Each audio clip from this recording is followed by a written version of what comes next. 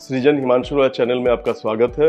हम लोग आज डिस्कस करने जा रहे हैं बांझपन के कारणों में से एक कॉमन कारण की, जिसे एंडोमेट्रियोसिस या चॉकलेट सिस्ट बोलते हैं।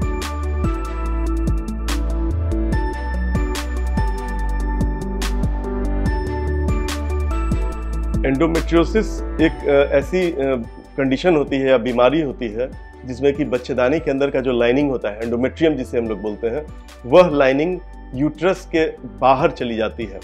और जिस समय भी पीरियड होता है, तो जैसे एंडोमेट्रियम से मासिक धर्म निकलता है और बाहर जाता है, उसी तरह पेट के अंदर भी ये जो चमड़ी रहती है, सतह रहता है एंडोमेट्रियम का, वहाँ से भी पीरियड के समय वहाँ भी उस तरह का ब्लीडिंग होना शुरू होता है और वो उसको निकलने का कोई रास्ता नहीं होता है, तो वो पेट में ही जमा होते रहता है। एंडोमेट्रियोसिस के जो अलग अलग जगह होते हैं कि कहाँ हो सकता है यूट्रस के बाहर, तो सबसे कॉमन जगह वो ओवरी में होता है और यूट्रस के पीछे लिगामेंट्स होते हैं, यूट्रोसैक्रल लिगामेंट, वहाँ पे भी होता है। और होने के लिए वो कहीं पे भी पेट में हो सकता है, कभी कभी पेट के बाहर भी ऐसी परत आ सकती है। तो एंडोमेट्रियोसिस में जब भी ओवरी के पास होता है या यूट्रस के पीछे रहता है और हर महीना या जो ब्लड बनते जाता है उसको निकलने का कोई स्थान नहीं होता है और धीरे धीरे वो जमा होते जाता है, और जैसे जैसे पुराना होता है तो ये ब्लड जो होता है रेड से कलर बदल के भूरा या ब्राउन हो जाता है और गाढ़ा लिक्विड के फॉर्म में रहता है। और अगल बगल के जो भी बाकी ऑर्गन्स रहते हैं वो इसको घेरने की कोशिश करते हैं और उस पर जाके वो चिपकने लगते हैं अगल बगल, जैसे अतड़ी हुआ, ट्यूब हुआ, यूट्रस और ओवरी आपस में सट सकते हैं और ये मिल के उस फ्लूइड को एक जगह आइसोलेट करने का कोशिश करते हैं। तो ये जो फ्लूइड रहता है, मेंस्ट्रुअल फ्लूइड टाइप का ही जो रहता है और पुराना जमा हुआ रहता है, इसे ही चॉकलेट सिस्ट बोलते हैं, इसलिए कि इसका देखने में ये चॉकलेट के कलर का रहता है। जैसे जैसे ये बीमारी बढ़ते जाती है वैसे वैसे इस एंडोमेट्रियोसिस के चलते जो सिस्ट का साइज होता है वो बढ़ते जाता है और इसमें काफ़ी कॉमन होता है पेन होना ड्यूरिंग पीरियड्स। नॉर्मली भी लोगों को पेन होता है, जो भी औरत होती है मासिक धर्म के समय, लेकिन एंडोमेट्रियोसिस जिसको रहता है उसमें पेन और भी ज़्यादा होता है। दूसरा इसमें लक्षण होता है कि सेक्स करने के समय भी पेन होता है। जहाँ पे भी एंडोमेट्रियोसिस रहता है अगल बगल के चूंकि स्ट्रक्चर सटे हुए रहते हैं, तो जो लचीलापन होना चाहिए अंदर में वो नहीं रहता है और इसके चलते इंटरकोर्स के समय पेन होता है। और तीसरा इसका सिम्टम होता है बांझपन की समस्या, इसलिए कि जब ट्यूब और ओवरी आपस में सट जाते हैं तो वे प्रॉपरली फंक्शन नहीं करते हैं। अर्ली स्टेज में भी जब नहीं भी ये सटे रहे तो अंदर में एंडोमेट्रियोसिस के चलते जो वातावरण होता है वो दूषित हो जाता है और स्पर्म और एग्स आपस में फर्टिलाइज नहीं कर पाते हैं। तो एंडोमेट्रियोसिस माइल्ड, मॉडरेट और सीवियर डिग्री का होता है। इसका और भी क्लासिफिकेशन है जो कि डॉक्टर्स लोग के लिए बना है। ड्यूरिंग ऑपरेशन इसको हम लोग वर्गीकृत करते हैं या क्लासीफाई करते हैं, लेकिन ये एक कॉमन बीमारी है और काफ़ी अर्ली स्टेज से ही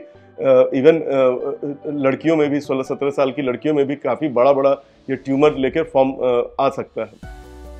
तो इसके चलते चूंकि इसमें सिम्टम्स कॉमन होता है, इसीलिए अगर प्रॉपरली इसको सही समय पे दिखाया जाए तो अर्ली स्टेज में डायग्नोसिस हो सकता है। जिन लोगों को बच्चा नहीं चाहिए उसमें तो मासिक धर्म रोक देने से ये बीमारी रुक जाती है, लेकिन जिन औरतों को बच्चा चाहिए, जिन्हें बांझपन की समस्या है, उसमें मासिक धर्म को रोक कर इस बीमारी को रोकने से कोई फायदा नहीं होता है, केवल समय बर्बाद होता है और उसमें हमें इसका डेफिनेटिव ट्रीटमेंट करना रहता है और डेफिनेटिव ट्रीटमेंट केवल सर्जरी के द्वारा होता है। और अधिकतर केसेस में ये लैप्रोस्कोपी के द्वारा ही संभव है कि वो जहाँ भी सिस्ट मौजूद है उस सिस्ट को हटा दिया जाए, उसके अगल बगल में जो भी चीज़ सटा हुआ है उससे है उसको छुड़ा दिया जाए और छुड़ाने के बाद जैसा कंडीशन लगे, कभी कभी ये काफ़ी बिल्कुल नॉर्मल जैसा हो जाता है और उसके बाद तुरंत प्रेगनेंसी हो जा सकती है। और कभी कभी ऑपरेशन के बाद भी चूँकि केस इतना ख़राब हो चुका रहता है, इतना सब चीज़ आपस में सटा हुआ रहता है कि उसे छुड़ा के नॉर्मल फंक्शन लाना पॉसिबल नहीं होता है। तो जो केसेस अच्छे रहते हैं उसमें दवा के द्वारा या IUI जैसे सिंपल प्रोसेस के द्वारा भी